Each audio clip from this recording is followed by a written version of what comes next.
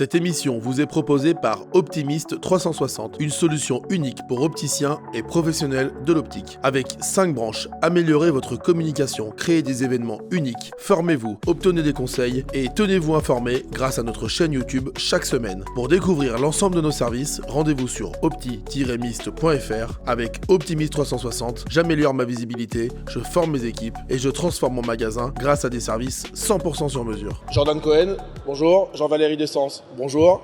Alors, merci de venir sur le stand Optimist et d'inaugurer Optimist TV, qui est une chaîne dédiée aux opticiens pour parler des sujets de fond, avoir des invités en face à face et créer des débats pour parler des sujets qui intéressent la profession. On va parler de téléophtalmologie, de l'accès aux soins pour les clients des magasins opticiens et des patients. D'ailleurs, vous allez nous dire si on appelle ça un patient ou un client, c'est ce qui va nous intéresser. Ce que je vous propose aujourd'hui, c'est qu'on comprenne ce qui vous unit et ce qui vous divise et comment on peut proposer des nouvelles solutions à des opticiens et comment on peut toujours améliorer l'accès aux soins aux patients et aux clients des magasins. Ce que je vous propose pour que le débat soit totalement impartial, je vais te demander de choisir pile ou face. Pile. Allez, c'est toi qui vas commencer à te présenter. On va commencer par une présentation. Est-ce que tu peux présenter brièvement l'objectif de l'entreprise, quand elle a été créée et aujourd'hui, combien de clients opticiens vous accompagnez? Donc Lileo, c'est une société de téléexpertise en ophtalmologie qui s'adresse aux opticiens, qui a été créée maintenant il y a 18 mois. Et aujourd'hui, nous avons exactement ce matin 759 clients opticiens. L'idée de notre solution, c'était de permettre à chaque Français d'avoir accès à une paire de lunettes dans un délai raisonnable. Et donc de lutter contre la carence en ophtalmologie dans certaines régions et à la fois aussi de permettre à des patients ou des clients en fonction d'où on les voit qui ont des problématiques de mobilité de pouvoir eux aussi avoir accès à une paire de lunettes parce qu'aujourd'hui un client qui est dans un EHPAD, il ne verra pas d'ophtalmologiste. Et donc on veut leur apporter cette solution sécurisée pour avoir une ordonnance de lunettes. La création de Lileo? Il y a 18 mois. Ok, très bien. Jordan, pour Tessan? Tessan, ça a été créé en 2018. On a développé des cabines et bornes de télémédecine pour offrir l'accès justement aux soins pour tous, partout, principalement dans des pharmacies. Et on a installé des tables de téléophtalmologie il y a plus de 2 ans et demi, où on offre une solution complète de solutions. Et on a déjà 100 opticiens installés. Vous avez 2 approches totalement différentes, avec des spécificités pour chacun. Quels sont les éléments clés qui distinguent vos solutions respectives? Nous, on fait une téléophtalmologie complète. On a une solution avec une tonométrie, une pachymétrie. On fait une rétinographie et une réfraction subjective et objective. Donc, on fait vraiment une offre de soins complète. On va jusqu'au bout de l'accès à un orthoptiste et donc derrière un ophtalmo qui peut donc émettre une ordonnance. Il faut aussi noter qu'on a 17% de nos patients où on détecte une pathologie, glaucome, DMLA, pas mal de pathologies détectées. Donc c'est aussi un point hyper important de ce qu'on fait nous. Et c'est vrai qu'on a des ophtalmos et orthoptistes sans rendez-vous et sur rendez-vous. Et sur rendez-vous, donc on a des rendez-vous en moins de 4 jours. Les spécificités de Lileo? En effet, c'est des solutions qui sont très différentes et c'est l'offre client qui n'est pas la même. Nous, chez Lileo, l'idée, c'est pas du tout de faire une consultation médicale complète, mais c'est de faire une consultation de correction visuelle. Et sur cela, on est totalement transparent, c'est-à-dire que quand nos ophtalmologistes communiquent avec les patients, systématiquement, il est indiqué que cette ordonnance a vocation à donner accès à une paire de lunettes dans un délai raisonnable, mais qu'en aucun cas, elle ne remplace une consultation médicale chez l'ophtalmologiste. Ça va plus loin que ça, c'est que nos ophtalmologistes ont l'obligation, lorsqu'ils délivrent une ordonnance, en plus d'apporter des conseils de prévention. Je donne un exemple, le client, il a 40 ans, il est myope, il va lui préciser qu'à 40 ans, comme il y a des pathologies masquées, il faut faire une consultation, même s'il n'y a pas de symptômes. Et comme il est myope, on lui conseille, s'il a des enfants, puisqu'il y a une forme d'hérédité dans la myopie, de faire aussi une consultation. Bon, l'idée, c'est vraiment celle-ci, de la prévention, et permettre à chaque Français d'avoir accès à une paire de lunettes. Tessan parle de 17% de cas de pathologie détectée. Est-ce que tu as un pourcentage à nous donner? Alors, juste pour voir si on est sur la même démarche? Voilà, on est en train de monter une étude comparative justement entre des examens complets avec la tono, la PIO, le fond d'œil, etc. Et la solution de téléexpertise avec exclusivement une réfraction objective et subjective et un questionnaire médical, justement pour pouvoir comparer. Les premières informations sont plutôt très intéressantes. Nous, on a des taux qui sont moins élevés. On n'a pas encore tout à fait mis les yeux dans notre analyse, donc on va continuer à grossir pour avoir quelque chose de précis, puis on pourra le sortir à ce moment-là lorsqu'on aura des volumes plus importants. Okay. Mais l'idée quand même, c'est de se dire, c'est que tous les Français ne sont pas glaucomateux, que ceux qui viennent dans un magasin, par définition, ils n'ont pas de pathologie. S'ils ont une pathologie, en tout cas avérée, s'ils ont une pathologie avérée, ils vont aller voir l'ophtalmologiste. Et ensuite, nous, il y a une sélection qui est faite grâce au questionnaire médical, puis à l'analyse de l'ophtalmologiste. Et quand il y a le moins de doute, évidemment, c'est refusé systématiquement. Quelque chose à rajouter? Nous là-dessus, oui, bon, pareil, donc c'est vrai qu'on a un questionnaire préalable pour voir si le patient peut rentrer en téléconsultation. Mais c'est vrai qu'on a beaucoup de patients qui malheureusement ont des délais d'attente pour voir un ophtalmo. Il y en a qui n'ont pas vu d'ophtalmo pendant 2-3 ans. Donc il faut vraiment faire la distinction entre une consultation de téléophtalmologie et la téléexpertise, qui n'est pas du tout le même service. Je suis complètement de ton avis. En fait, c'est des solutions qui sont différentes. Et je le dis en plus, elles n'apportent pas tout à fait la même approche. C'est que la solution de Tessan, elle permet aussi, par exemple, sur des zones, des communes où il n'y aurait pas de service du tout, d'apporter un service d'ophtalmologie. Nous, ce n'est pas notre vocation, clairement, c'est pas celle-ci. On va parler de modalités d'accès à vos solutions. Donc chez Liliou, un client peut accéder à une consultation en recevant son ordonnance dans les 48 heures. Est-ce que tu peux nous parler de cette rapidité et du fonctionnement sans rendez-vous? Alors l'idée, c'est de se dire que si on veut qu'il y ait un service de proximité, il faut que le parcours client soit facile. Dans le cas de Liliou, un client qui rentre dans un magasin qui n'a pas d'ordonnance, on va lui proposer le service Liliou. Il va faire le service complet, donc avec le questionnaire santé qui évidemment est signé électroniquement pour protéger l'opticien d'une erreur du patient ou d'un patient qui aurait menti. Ensuite, on va lui faire une infraction objective-subjective. On a la possibilité de scanner des pièces complémentaires qui peuvent être des anciens éléments de sa correction visuelle, un champ visuel qui a été fait antérieurement. Et ensuite, l'ensemble est transmis à l'ophtalmologiste qui va faire l'analyse. Le client va rentrer chez lui. Et puis, quand il va recevoir l'ordonnance, il va la partager avec l'opticien. Il la reçoit par mail sécurisé HDS avec un mot de passe, comme les analyses médicales. Et puis, quand l'équipement sera fait, il va se rendre chez son opticien, récupérer son équipement. Tout simplement. C'est-à-dire qu'il va faire 2 passages chez l'opticien. Le premier pour l'examen de vue et choisir son équipement. Et le deuxième pour aller récupérer l'équipement. Okay. Je précise juste une chose. Évidemment, s'il n'a pas envie de faire l'équipement chez l'opticien, il peut récupérer l'ordonnance et à le faire chez n'importe quel autre. Au même titre qu'avec la solution Tessan, de toute façon, il n'y a évidemment aucune obligation d'achat, mais on le précise parce que souvent on va en parler après de législation, etc. Vous précisez, j'imagine, à chaque fois qu'il n'y a aucune obligation d'achat. Bien sûr. Une fois que l'examen est terminé, c'est ça. Nous, on suit vraiment tous les textes de loi et tout dans le parcours de soins. D'ailleurs, tous nos dispositifs médicaux sont connectés et pilotables à distance. Donc dans le parcours, c'est un orthoptiste qui va faire tous les tests de vue et derrière l'ophtalmo qui va pouvoir émettre l'ordonnance. Et l'opticien n'a pas à toucher aux dispositifs médicaux et n'a pas non plus à contacter ou donner des informations médicales à l'ophtalmo. C'est une problématique pour toi? Pour moi, c'est une problématique. C'est pour ça qu'on n'est pas allé sur la téléexpertise quand on s'est lancé. Parce que pour moi, il y a quand même plus qu'un flou juridique sur le fait de pouvoir faire un service de téléexpertise qui est légal pour un opticien, c'est sûr, mais qui n'est pas facturé en termes de téléexpertise. Et derrière, d'envoyer des informations médicales de l'opticien à l'ophtalmo qui est vraiment pas loin de compérage. Pour le coup, l'argument de ça elle est relativement claire. C'est que ça a été reprécisé par la ministre de la Famille au mois de mai, où elle explique que l'opticien peut pratiquer la téléexpertise avec l'ophtalmologiste sur n'importe lequel de ses patients. C'est-à-dire qu'on n'est pas obligé de sélectionner le patient. C'est pas forcément des personnes âgées, c'est pas forcément on le fait avec qui on veut. Et concernant l'information médicale, elle transfère évidemment par des canaux qui sont sécurisés. Elles ne sont pas conservées. Elles sont sur des doubles serveurs HDS. Donc on applique la réglementation sur la donnée médicale tout simplement. Et il n'y a pas vraiment de sujet en fait à ce point-là. Je précise un point, c'est que ce qui est intéressant dans la téléexpertise, et je le redis, c'est pas vraiment en comparaison avec ça puisqu'on n'a pas la même offre, mais c'est que on utilise la compétence de l'opticien en termes d'examen de vue. Et je trouve que c'est intéressant pour la profession parce que quand un opticien prend notre solution et qu'il se sent un peu fébrile sur l'examen de vue, il nous appelle, il dit bon je voudrais faire une formation. Donc il va partir sur une formation, donc il va monter en compétences. Quand un opticien n'a pas le matériel pour le faire, il va acheter du matériel pour le faire. Et donc nous, on se dit c'est intéressant de participer à cette montée en compétences dans la profession d'opticien. D'ailleurs, ça me fait penser à une question. Quand vous choisissez, j'imagine, un droit de dire oui ou non, on peut faire une cabine, on peut faire de la téléexpertise chez un opticien. Grosso modo, quels sont vos critères? Quels sont vos partenaires avec lesquels vous travaillez pour équiper les opticiens? Est-ce que quand vous choisissez un opticien partenaire, vous vous assurez qu'il ait toutes les formations nécessaires, notamment les formations DPC? Donc nous, déjà pour installer une table de téléophtalmologie, l'opticien a besoin d'un espace de confidentialité pour pouvoir mettre les dispositifs. Donc c'est 6 mètres carrés. En termes de débit, on est à 6 mégaoctets par seconde. Et on s'occupe bien sûr de toutes les formations. Formation déjà au dispositif, on le forme. Il y a une formation aussi marketing. Nous, on prend la main sur son agenda Doctolib, qui est un de nos partenaires et qui ramène aussi un certain nombre de téléconsultations. Donc ça, c'est des points hyper importants pour pouvoir installer ces dispositifs médicaux-là qui soient formés à l'usage. Nous, sur ce point-là, c'est la même chose, c'est-à-dire qu'on forme évidemment nos clients opticiens au logiciel. On les forme aussi à la législation.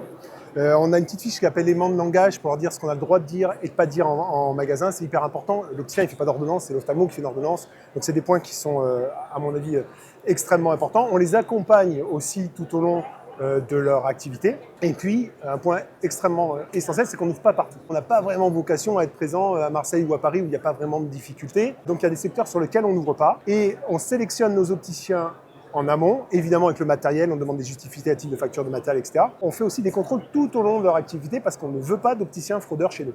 C'est-à-dire qu'on surveille leur activité en ordonnance lentille, la correction moyenne, la distance moyenne des opticiens parce qu'on ne veut pas de fraudeurs chez nous. Et quand on détecte un fraudeur, il est résilié le jour même, sans préavis, sans motif. C'est clair et limpide. Nos ordonnances sont sécurisées, c'est-à-dire qu'elles possèdent une trame de fond pour pas qu'on puisse faire des copier-coller et modifier les corrections.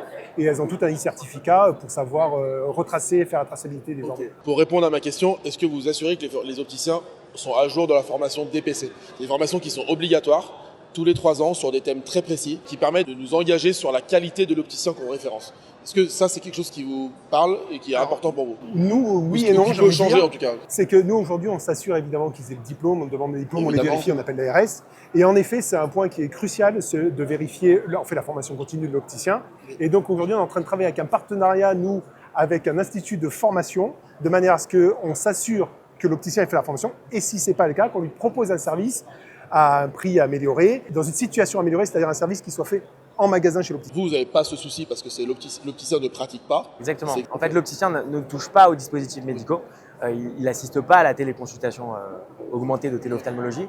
C'est que l'orthoptiste et l'ophtalmo. Donc, on n'a pas de nécessité d'avoir cette formation. Quand l'opticien doit s'équiper de machines qui n'est pas à jour, voilà, j'en sais rien. Est-ce que vous avez des partenaires avec lesquels vous travaillez? Alors nous, on est ravis d'avoir signé Doctolib. Doctolib qui référence déjà nos 1200 pharmacies partenaires sur leur interface. C'est-à-dire que quand on va chercher un médecin généraliste sur Doctolib, on peut trouver nos pharmacies partenaires. Et là, on est en train de tester justement un pilote avec pas mal de nos opticiens où en fait, dès qu'on va pouvoir rechercher un ophtalmo sur Doctolib, quand les ophtalmos disponibles n'apparaissent pas dans la journée ou dans les 3 jours qui suivent, c'est là où les opticiens vont apparaître avec la solution complète de téléophtalmologie et avec nos ophtalmos derrière. Les chiffres sont assez probants et efficaces. On est déjà entre 20 et 120 rendez-vous par mois par opticien testé. Et les machines? Nous, actuellement, sans Doctolib, on a une moyenne de 20 téléconsultations par mois par opticien. Et là, avec Doctolib, on va doubler, voire tripler. Et quand ils doivent s'équiper d'un autoref, vous avez un partenaire? Et donc là-dessus, on a un partenaire qui est Topcon. Ouais. On a pu justement tout, on va dire, automatiser. Okay. Chaque outil, chaque dispositif est pilotable à distance par l'orthoptiste et l'ophtalmo, Okay. ce qui permet d'ailleurs à l'opticien de ne pas prendre part à cette téléconsultation. Chez Liléo, vous avez des Alors, nous, partenaires? on a un partenariat avec Novacell, Novacell Instruments. Et parce que l'idée, c'est de se dire, quand un opticien n'a pas de matériel, il lui manque un autoréfractomètre, on va l'orienter vers Novacell. Et par exemple, pendant le SIGMO, un opticien qui s'équipe chez Novacell bénéficie de 3 mois supplémentaires d'abonnement offerts, sachant que pendant le SIGMO, il y a déjà 3 mois, donc ça leur fait 6 mois offerts. Et qu'en plus, chez nous, il n'y a pas d'engagement. C'est-à-dire que l'opticien, il teste pendant 6 mois, et puis si finalement ça ne lui plaît pas, il s'arrête quand il veut, sans coût. C'est une parfaite transition pour nous expliquer l'accès pour les opticiens à vos solutions. Aujourd'hui, pour avoir accès à vos services, on a parlé de critères spécifiques, de formation, de salles, etc. Quel est l'investissement? Et découlera une deuxième question, si vous voulez bien. Est-ce que vos solutions peuvent s'adapter aux petits et aux grands magasins? Nous, c'est facile. On s'appuie sur le matériel qui est en magasin. Dans la majorité des cas, l'opticien le possède déjà. Quand il ne possède pas, par exemple, autoréfractomètre, aujourd'hui, on a un partenariat à 3 990 €, donc c'est assez abordable. Le coût pour l'opticien, c'est facile, c'est un abonnement, 289 € par mois. S'il est dans une centrale d'achat, les 4 plus grosses centrales d'achat, on a un partenariat avec eux. Au lieu de 289, ça passe à 189 € par mois. Et à chaque fois qu'on analyse un dossier, c'est 18 €. Alors, en gros, l'opticien qui va faire 20 ordonnances dans le mois, ça va lui coûter 700 €. Et nous, c'est une solution qui est différente. Donc, la solution Tessan, avec justement notre borne de téléconsultation, elle est à 590 € par mois.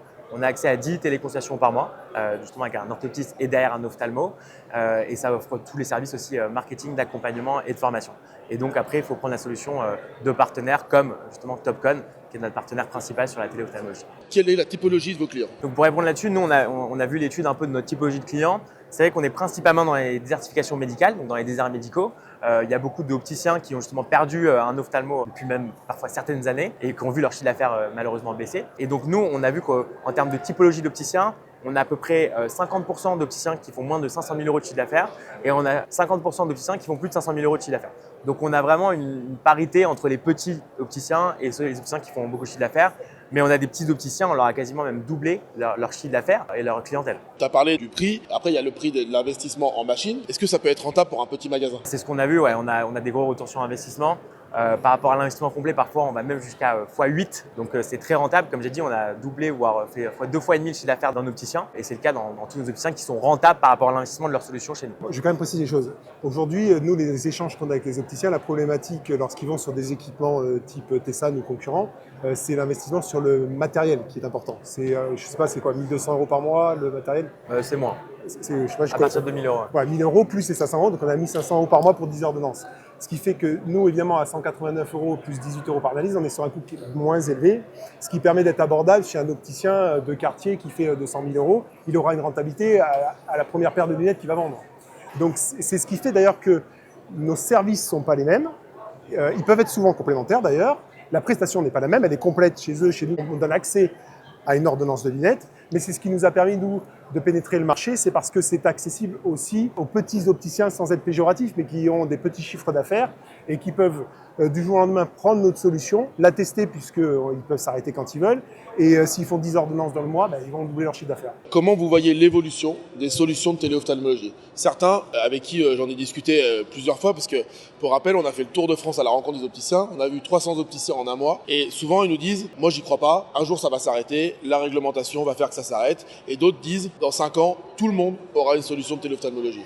Moi, je suis plutôt du partisan de me dire dans 5 ans, tout le monde aura une solution. Et je compare ça au télédébordage des verres. Avant, les opticiens dans les magasins faisaient des montages, ils taillaient leurs verres.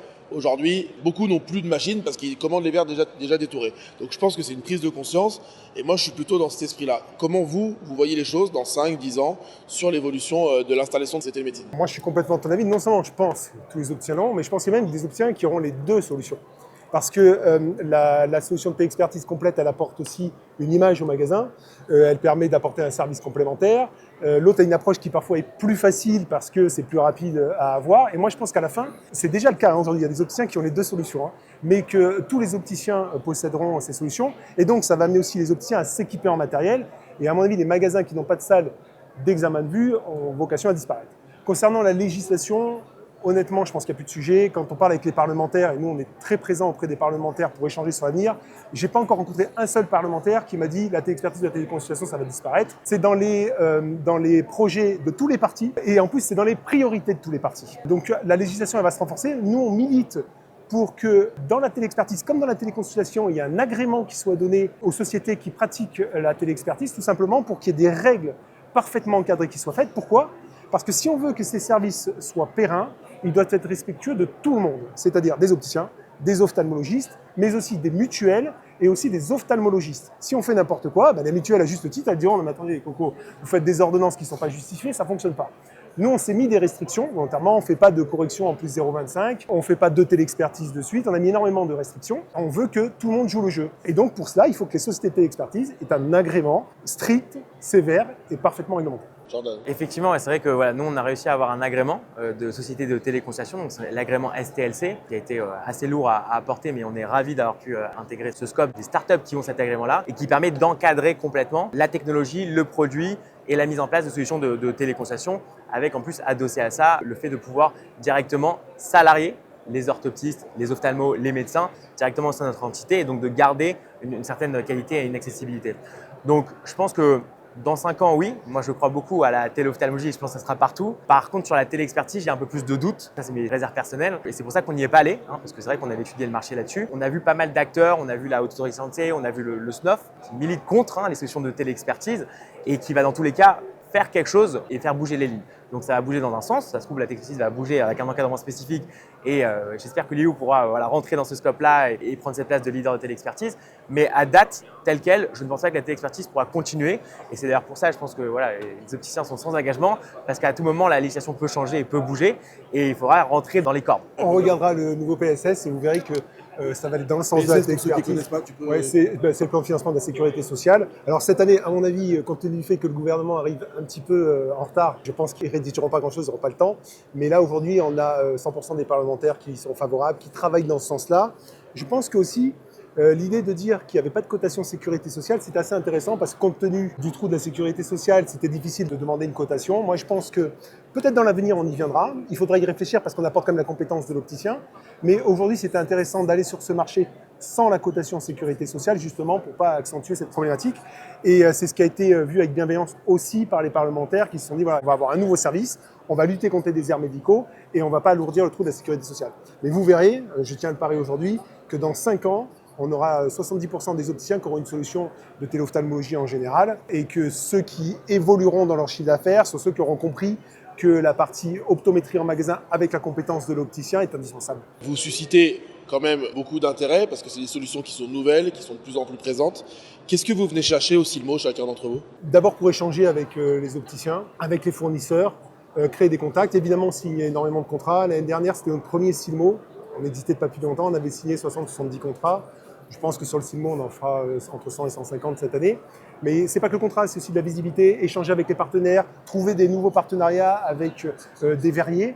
C'est le cas d'ailleurs, on va signer un partenariat avec un verrier, avec des fournisseurs, des industriels, pourquoi pas avec des entreprises de lentilles de contactologie. Donc c'est un ensemble et puis après c'est de la visibilité, on va pas se mentir, c'est le plus grand salon au monde et donc c'est de la visibilité, c'est montrer aussi quand on est présent sur un salon qu'on est des gens sérieux, qu'on est des gens qui investissons et je pense que ça apporte en crédibilité aussi. Jordan, avec Tessan? Avec Tessan, on veut continuer à évangéliser sur les solutions justement de téléophtalmologie. On va aussi bien montrer la différence entre téléophtalmologie et téléexpertise parce que la téléexpertise a vraiment bien augmenté depuis 1 an et demi grâce à l'ILEO en grosse partie. Et on veut vraiment scinder les deux parce que nous, on s'inscrit dans le parcours de soins, on veut vraiment apporter une solution de santé complète et on est là sur le très très long terme. Donc ça va être important d'évangéliser les opticiens pour qu'eux, justement, derrière, vendent cette solution à leurs clients. Je précise juste un point, c'est que nous, cette année, on a refusé un peu plus de 200 contrats parce qu'on sélectionne nos opticiens, il y a des villes où on ne va pas. Mais par contre, il y a des opticiens qui ont des demandes, je pense à Marseille, je pense à Paris, je pense sur la région côtière, nous sur la Côte d'Azur, en bord de mer, on ne prend pas d'opticiens non plus. Nous, on n'a pas de concurrents, on est prêt à travailler avec tout le monde et quand on a des opticiens qui cherchent un produit de téléophtalmologie, on les oriente et on attend parfois et même régulièrement chez Tessan. Merci. Voilà, donc on n'a pas de problématique à ce niveau-là. Vous voyez finalement, on peut travailler ensemble. Avant dernière question, après on parlera d'une question d'actualité avec Olivier Véran qui intègre le board de Lunettes pour tous, on va juste en parler juste après. Avant ça, comment vous percevez l'évolution de la téléophtalmologie par rapport aux consultations en présentiel ? Comment ça va, selon vous, évoluer? Comment ça va se répartir dans l'avenir, selon vous? C'est quoi votre vision par rapport à ça? Entre l'ophtalmo, la télé physique, la téléconsultation et l'orthoptiste. Alors moi, la référence, c'est toujours la consultation en présentiel, quoi qu'il arrive. C'est la référence. La problématique aujourd'hui, et il faut être clair, c'est que le nombre d'ophtalmologistes a baissé depuis 2010. Il a cessé de baisser. Les ophtalmologistes, les nouveaux qui sortent sur le marché, font de plus en plus de chirurgie. Et donc l'idée, c'est de se dire, nos services permettent de libérer du temps médical et donc à le consacrer à la pathologie, à la chirurgie. Le travail qui est réalisé, en réalité, c'est un travail main dans la main avec les orthoptistes, avec les ophtalmologistes. C'est pas de la concurrence, c'est apporter des services complémentaires pour mieux servir le citoyen. C'est vraiment ça l'idée. Donc l'idée, c'est de travailler la main dans la main avec les ophtalmologistes, avec les orthoptistes, et c'est le cas. C'est-à-dire que nous, avec les ophtalmologistes qui travaillent pour nous, mais avec ceux qui sont aussi sur tout le maillage territorial, il n'y a jamais aucune difficulté. Jamais, jamais. Ils ont parfaitement compris. On a un client sur lequel un doute, il est envoyé systématiquement chez l'ophtalmologiste qui va récupérer un client qualifié, qui va jouer son rôle d'ophtalmologiste parce que c'est lui le médecin. Nous, on est juste là pour capter de l'information et la transmettre. Ça se limite à ça. Jordan. Nous, c'est notre cœur de métier, donc on a cette coopération entre orthoptiste et ophtalmo. Et cette délégation de tâches est importante pour pouvoir justement fluidifier la patientèle, apporter un meilleur accès justement à un ophtalmo derrière, car il y a l'orthoptiste qui fait tout le travail en amont. Complémentarité ou concurrence alors? Je dirais les deux, mon capitaine. Ah non. C'est-à-dire que... Non, mais je vais t'expliquer, tu vois. C'est que c'est très simple. C'est qu'évidemment, il y a des opticiens qui ont un choix à faire. Donc, on va se trouver en concurrence sur des opticiens. C'est évident. Je pense que ce qui est toujours important, c'est d'expliquer les choses. C'est pas le même service, c'est pas la même prestation, c'est pas le même coût. Et les deux ont des vocations en fonction de la demande et du besoin de l'opticien. Et en même temps, il y a une véritable forme de complémentarité parce que c'est pas les mêmes services. C'est-à-dire qu'un patient qui veut une consultation médicale sur une zone où il n'y a pas d'ophtalmologiste, il va s'orienter vers Tessan. Un patient qui a un suivi régulier chez un ophtalmo, qui a cassé sa paire de lunettes et qui a besoin tout de suite de refaire une paire de lunettes, il va s'orienter plutôt vers l'ILEO. Donc il y a aussi cette forme de complémentarité. Jordan. Mais je dirais pas complémentarité parce qu'en fait, quand il y a Tessan, on n'a pas besoin de l'ILEO. Et quand il y a l'ILEO, on a besoin justement de Tessan. Donc en fait, nous, on fait tout le scope d'un service de téléophtalmologie. Donc on ne peut pas être complémentaire. Je ne comprends même pas d'ailleurs un partenaire et les deux solutions parce que nous on fait déjà tout. Mais en tout cas oui, concurrence c'est sûr parce qu'on est sur le même secteur, c'est-à-dire qu'en fait c'est offrir une solution, un accès à un ophtalmo dans les magasins d'optique. Maintenant on n'est vraiment pas sur le même secteur et sur le même service non plus. Moi ce que je regarde c'est comme le pain au chocolat quand il sort de la boulangerie. C'est qui c'est qui le juge, finalement c'est le client.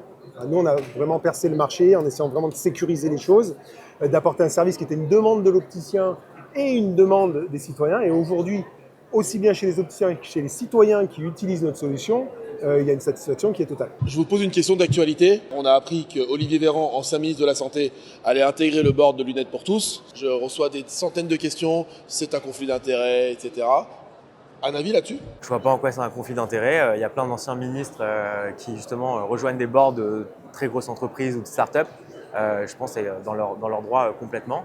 Et je pense que c'est hyper intéressant que Olivier Véran participe à Lunettes pour tous, car le concept est très intéressant et d'offrir justement cet accès à des lunettes rapides et pas chères. Donc non, très bonne initiative, je trouve. Et j'ai envie de dire, encore heureux qu'ils puissent rejoindre un board. On peut faire de la politique et après revenir dans la vie civile et vice-versa. C'est même ce vers quoi les citoyens aimeraient qu'on tende. C'est-à-dire qu'on n'ait pas des carrières politiques, mais qu'on puisse revenir à la vie civile, avoir une activité, investir. Et puis accessoirement, il apporte quand même une expertise incroyable à la société Lunettes pour tous. Donc il n'y a pas de sujet sur ça. Très bien.